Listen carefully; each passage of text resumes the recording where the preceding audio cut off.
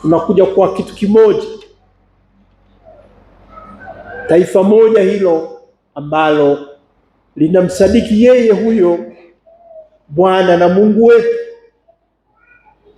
huyu ambaye Kayafa, kama tulivyosikia, aliyekuwa kuhani mkuu wakati ule, alitabiri kitu hicho pamoja na woga waliokuwa nao, lakini walijua kabisa, au walijua yeye kwamba atakuja kuwaunganisha hao ambao watamsadiki. Wameshamsadiki kwa sababu walishaonekana wengi wanaanza kumfuata. Wataunganisha na watakuwa kitu kimoja. Ndugu zangu, tuko hapa sisi leo tu wa Kristo, tumesadiki katika huyo Kristo Yesu ambaye alitufia msalabani, na kwa kifo chake kwa ufufuko, kama nilivyosema, tumeunganishwa na tukawa kitu kimoja.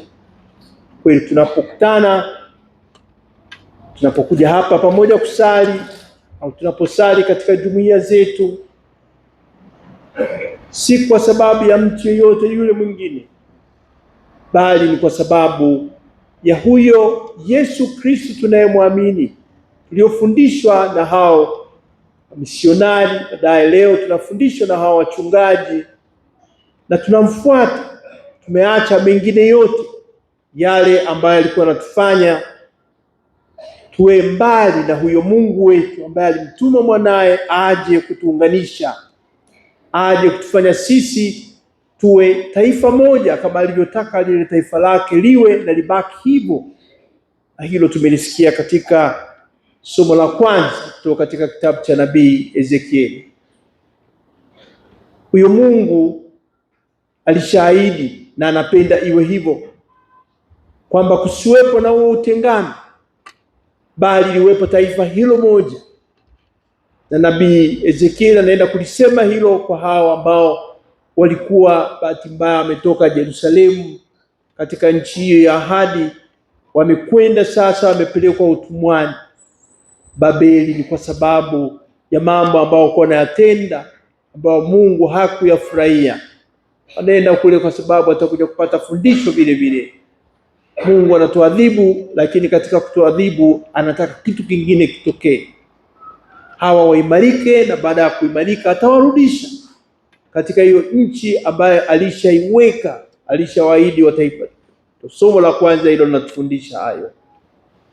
Na nataka waondokane katika huko kutengana, hayo mataifa mawili yaliyokuwepo, taifa la kaskazini alafu na taifa la Yuda, wawe kitu kimoja, na wawe na kiongozi mmoja, ndiye mfalme Daudi, kama tunavyoambiwa na Ezekieli, ndio utabiri huo. Lakini baadaye atakuja sasa mmoja huyo ambaye ndiye mfalme wetu milele yote, kuhani mkuu, kama ilivyotabiriwa, na ukuhani wake utadumu milele yote. Ndiye Bwana wetu Yesu Kristo, baada ametoka katika shina hilo la Yese, katika ukoo huo wa Daudi, anakuja, ndio tunamfuata sisi Bwana wetu Yesu Kristo. Na kwa kufanya hivyo, wale wote ambao watamsadiki, kwa wote kutakuwepo sasa na masharti ambayo inabidi wayafuate. Inabidi waondokane na uchafu wao, vinyago vyao, yale waliokuwa na yaamini. Nafikiri na sisi tumefanya hivi. Kuna wengine hapa ambao wamebatizwa wakiwa wakubwa.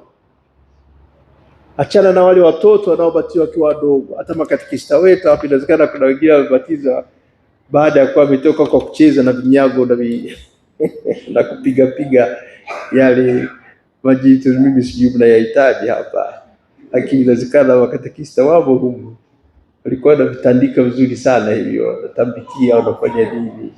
Lakini baadaye na waimbaji kwa kwaya, usione hapo wazuri, wanaimba vizuri, wanamshangilia Mungu huyo, lakini inawezekana wao walikuwa wanavifanya hivyo, wako kwenye vinyago, wako kwenye mambo ya ajabu ajabu, kwenye matambiko ya ajabu ajabu. Lakini baadaye, hata leo shida inakuja tunapoyaunganisha.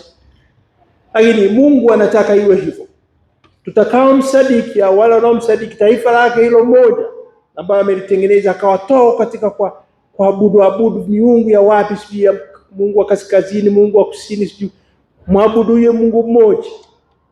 Anatupa masharti, ndio hata hizo amri za Mungu zinazokuwepo sasa hivi 10 tunazifahamu. Baadaye zitakuja amri za kanisa ambazo inabidi tuziheshimu. Hizo zote ni taratibu ambazo zitakuja kutufanya sisi tubaki tukiwa ni kitu kimoja ambacho kinamfanya kila anayemsadiki huyo na kumfuata. Kwa hivyo sasa hivi ni Yesu Kristo huyo ambaye tunamfuata, tubaki katika mstari mmoja huo, tubaki tunafuata na kwa namna pekee. Baadaye hiyo amri moja kuu ya upendo ambayo ndio itatufanya tuzifuate hata hizo amri nyingine zote, tukampenda yeye Mungu, tukampenda jirani yetu kama nafsi yetu, tutazifuata hizo amri zote, na hayo masharti yote yanakuwepo. Ndugu zangu, tunafurahi kwamba na sisi tumeamua kama nilivyosema kumfuata huyu ambaye anakuja kutuunganisha sisi tukabaki tuwe kitu kimoja. Naomba tulisikie hilo neno ambalo tumelisikiliza leo kutoka katika kitabu cha nabii Ezekieli. Tuunganike, tubaki tukiwa kimoja, kitu kimoja chini ya kiongozi wetu huyo. Hiyo wakati unasema atawapatia mfalme huyu ambaye ni Daudi anakuja, lakini leo tuna mfalme, Baba Mtakatifu ndiye kiongozi wetu, sio mfalme wa kuja kutupiga marungu au kuja kutuongoza kwa vurugu. Hapana, ndiye kiongozi wetu katika maana hii ya utumishi, maana hii ya kutuunganisha, kwa sababu tunaye papa wetu anatuunganisha sote. Tubaki na kitu kimoja, imani moja hiyo katika Yesu Kristo ambaye ndiye huyo anamtangaza.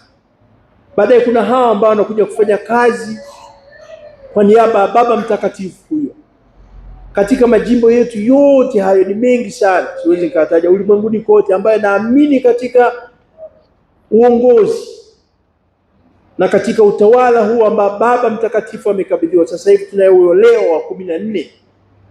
Wapo sasa maaskofu kwenye majimbo yote. Sisi tunaokuja kusimama kama maaskofu, tunakuja kumhubiri huyo Yesu Kristo, sio mtu mwingine tena. Tunakuja kusimamia hiyo imani moja katika Yesu Kristo, na kusimamia hizo ahadi zilizowekwa, najua ni za ukombozi. Kwa hiyo leo tunaitwa tuungane pamoja, kuwa tayari kuwasikia hao wote, na hao maaskofu baadaye katika maeneo yao, ndio hizo parokia, wako hao mapadri ambao wanapelekwa kule, watakuwepo na wengine nao wasaidia, ndio hao makatekista. Leo tunaimba katekista,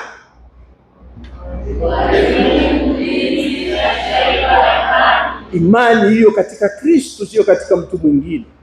Na wao ni viongozi. Akaanza kufundisha yale ya vinyago, mtoe si waamini leo waanze kuwapiga mateke makatekista, hapana. Abida anaweza kufanya kitu makosa, lakini baadaye akatubu akarudi. Hata mimi askofu naweza kufanya makosa baadaye nikarudi.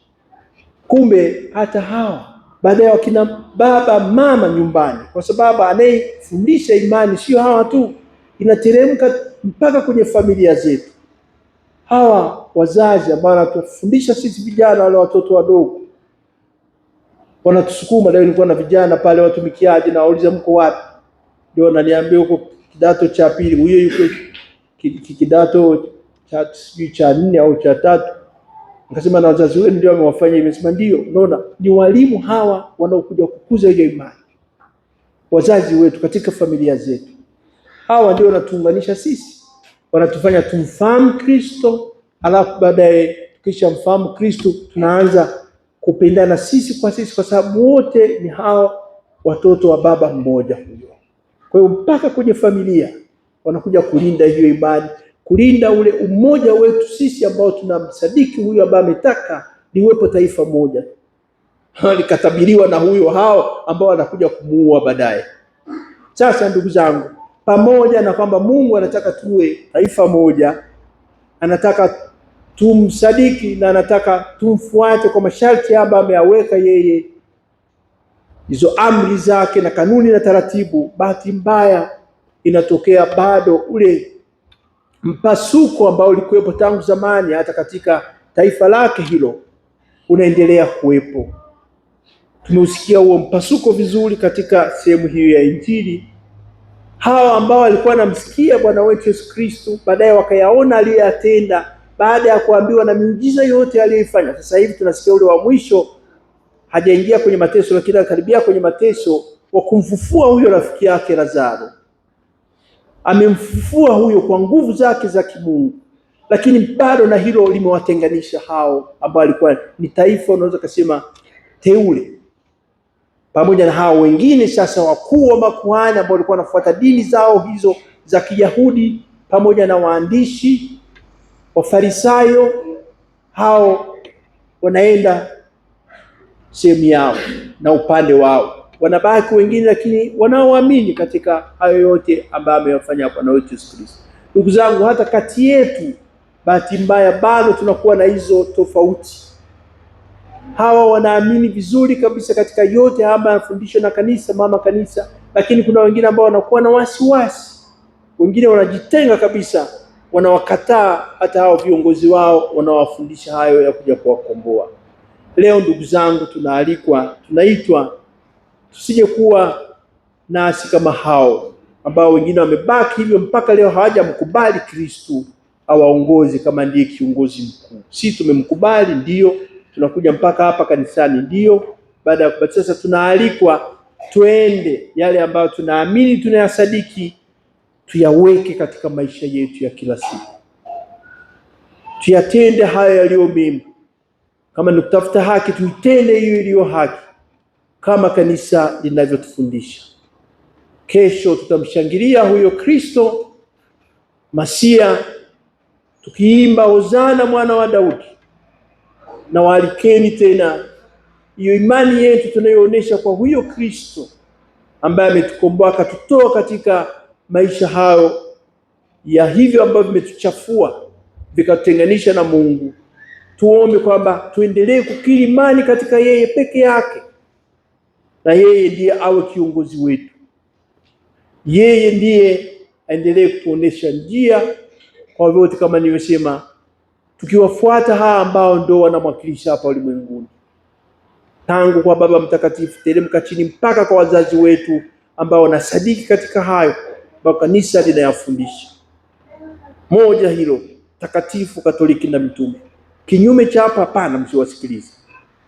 Kinyume cha huyu anayekuja akafundisha vingine ambavyo wewe unajua kabisa, na hao wanaosadiki wakasema hichi hapana, au kamuuliza hata huyo kiongozi wao akasema hichi hapana, achana nao hao, kwa sababu wanakupoteza, wanakupeleka ambako upasi kwenda, na Mungu hataki tuende huko, kwenda kuangamia, kwenda kurudi katika huo moto ambao yeye hataki. Anataka daima atutoe. Yeye ni upendo tu. Ndio maana naona anawarudisha hawa ambao walikuwa wamemtendea mabaya, lakini bado anataka waunganishe, na anataka wabaki kitu kimoja, anataka wabaki ni taifa lililokombolewa. Basi tumuombe Mungu Mwenyezi, nasi tuliokutanika hapa leo tukasikia hayo ya Mungu anayotaka, upendo wake ambao bado nafuata wanaye, taifa lake hilo teule, upendo unaotaka kuunganisha tena wabaki wakawa kitu kimoja, upendo unaotaka awapatie wachungaji wawe na wachungaji ambao daima watawaimarisha na wafanye wabaki kitu kimoja. Aendelee kuifanya kazi yake hiyo, lakini hata ifanya kama sisi hatutakuwa tayari kumsikiliza na kuamua kweli kumfuata, tukiwafuata hawa ambao amewaweka ili wasimame badala yake. Na tumuombe Mama Maria, leo ni Jumamosi, mama yetu na mama mkombozi huyo Yesu Kristo ambaye aliuawa lakini akafa akafufuka baadaye, na ndiye huyo tunamfuata. Aendelee kutuombea tufuate mfano wa hawa watakatifu, kama huyo Mtakatifu Paulo, msimamizi wa kigango chetu hiki cha Nata, nasi tuweze siku moja kuja kuzipata hizo heri usio na mwisho, hiyo heri ya kuja kukutana naye katika utukufu usio na mwisho huko mbinguni. Tumsifu Yesu Kristo. Yeah.